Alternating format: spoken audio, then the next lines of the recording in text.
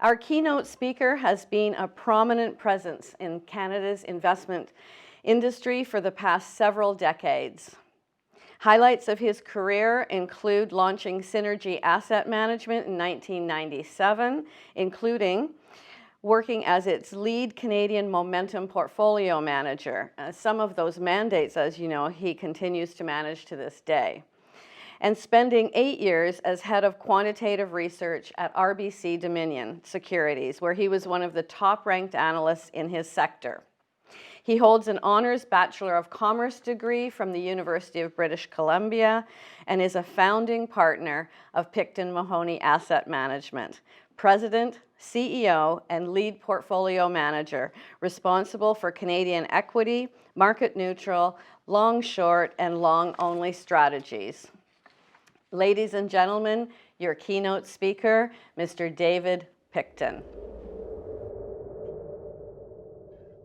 Thank you, Julie, and everyone else involved in organizing and hosting these Canadian Hedge Fund Awards. You have organized this first virtual awards ceremony with inspiring energy. These kind of events are important for keeping our Canadian hedge fund community connected, especially given the current environment. It goes without saying that these are unprecedented times. On behalf of my colleagues at Picton Mahoney, we'd like to send our sincere condolences to those whose families and/or businesses have been impacted by COVID-19.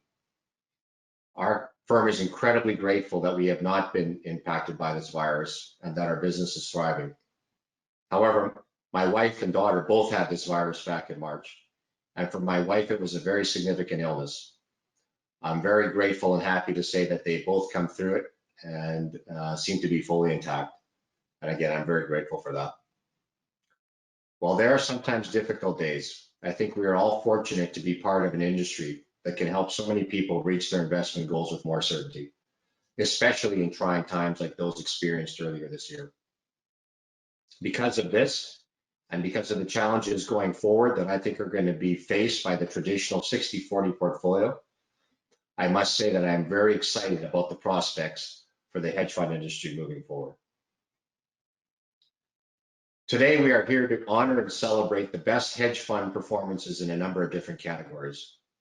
And I will say right up front that the competition will be extremely tough, given how well our industry has fared as a whole, and how well it's proved its worth in a very difficult environment. For instance, looking to the end of September, the TSX is down approximately 3% year to date. However, the investment Canadian domiciled hedge fund universe is up about 6% on average. Now, while the TSX may not be the appropriate benchmark for many of these strategies, 900 basis points of outperformance against what most people own in their portfolio is a very important accomplishment. The majority of new liquid alternatives were given their first real test this year as well. And for the most part, this new burgeoning industry passed with flying colors. 90% of Canadian hedge fund managers outperformed the TSX year to date. I think this collective outperformance during difficult times should shine a real spotlight on the alternatives category and how it can benefit traditional portfolio construction now and in the future. The opportunities for our industry should be immense going forward. According to the August Liquid Alts update from the Canadian Association of Alternative Strategies and Assets, or CASA for short, Canada now has over 100 alt funds from nearly 40 issuers, representing over $10 billion in assets under management. In the US, this number is $700 billion. In other words, our industry can and should grow several times in size just to get to a more optimal proportion of a typical Canadian portfolio. Of course, liquid alts are still dwarfed by traditional mutual funds. There is $1.5 trillion in mutual fund assets that alternative asset managers can now compete for. Given the inability of most long-only strategies to even keep up with their benchmark, I think when an industry like ours has delivered on its objectives, we should be striving for much more than $10 billion under management. In fact, CASA and other market observers are suggesting that this number could top $100 billion by 2024. On the institutional side, there are a number of plans that have been in alternative strategies for quite some time. According to the Pension Investment Association of Canada, of the $2.3 trillion in defined benefit assets, nearly $900 billion are invested in alternatives across more than 130 of the largest pension plans in our country. If that data is correct, it would suggest that pension plans have an average 40% allocation to alts. Of course, these include a number of illiquid strategies ranging from private equity and debt products to real estate and infrastructure. So the numbers aren't directly comparable. However, there are a number of takeaways to consider from this data. Firstly, the data clearly shows that those that have access to alternatives have been increasing their commitments significantly over time to them. This suggests to me that there is value in the democratization of previously inaccessible strategies and moving from the OM framework, for instance, to the liquid alt framework that the recent regulatory changes have provided. These plans can play a role in helping support our Canadian liquid alts industry, especially when it comes to strategies that might augment or help deal with a couple of issues that they may still have in their portfolios, such as the potential for diminishing returns to the illiquidity premium they so willingly embrace today, as well as the potential negative exposure to inflation risks in the years ahead. Hedge funds and alternative funds are underrepresented in typical Canadian portfolios for a number of reasons that we need to eventually overcome as a group. The funds in the early years of the industry could be better characterized as go-go funds than portfolio construction enhancers. There was some early questionable behavior in some of the products that existed as well. Now, these funds have largely disappeared, but they definitely left a dent in investor perceptions that we still must fight to overcome today. Retail investors seem hesitant to increase their exposure to these products. Dealers cap alt allocations to 20% or less and hold these products to a much higher standard on things such as risk ratings than they do traditional mutual funds. And I would argue that some of these traditional funds are much more aggressive than the liquid alts offerings that are available and coming up today. We need to continue to drive home how low correlation and portfolio construction benefits should be an important factor when evaluating alternative funds, especially compared to the more traditional mutual funds that exist. Similarly, the use of leverage in constructing properly functioning alternative strategies is often misunderstood. In my opinion, there are two kinds of leverage. Using more dollars on the short side to offset unwanted exposures on the long side. This is the purest implementation of hedging, which has been around for decades, and in the right hands, improves risk-adjusted returns in portfolios.